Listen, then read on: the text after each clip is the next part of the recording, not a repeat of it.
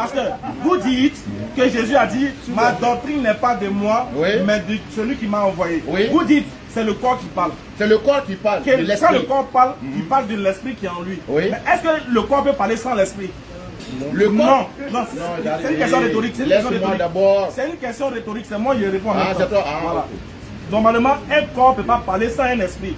Donc, si le corps a dit mon esprit n'est pas de ma doctrine n'est pas de moi, c'est que ce que le corps dit en harmonie avec l'esprit, parce que c'est par l'esprit qui l'a poussé de parler.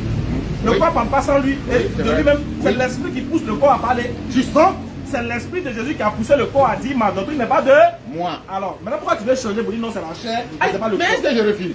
C'est la chair qui est en train de parler de l'esprit.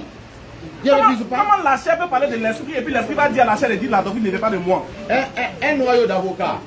Un noyau d'avocat. J'arrive. Un noyau d'avocat. Mais quand tu plantes le noyau d'avocat, l'arbre sort dans le noyau. Est-ce que tu comprends que voilà pourquoi il voulait mettre fin au débat ça là. Donc vous dites, écoutez bien, attaquez. Écoutez bien ce que le pasteur dit. Il dit que c'est l'esprit de Jésus qui est Dieu en lui. Luc 23, 46 dit quoi? Non, il va lire ça là d'abord. Vous voyez, il veut continuer. Non. Enfin, on oublie la partie là. Attends. Oui, vous voulez continuer. À chaque fois tu donnes. Oh, bon, non, allons-y sur ça aussi. Voilà. Parce que chaque mot que vous employez là, il faut qu'on nettoie ça.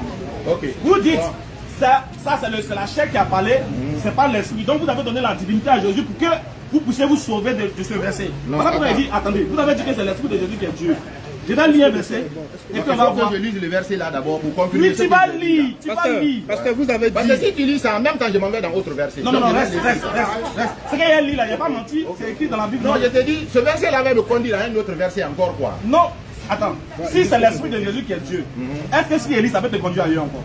Non. C'est-à-dire, il faut un autre verset pour pouvoir répondre à ça. C'est ce que je suis en train de t'expliquer. C'est toujours dans la Bible. Qu'est-ce qui prouve que ce qu'il a dit là, ça t'arrange pas? Il n'a pas encore lu. Ah, il n'a pas encore lu. C'est vrai. Voilà.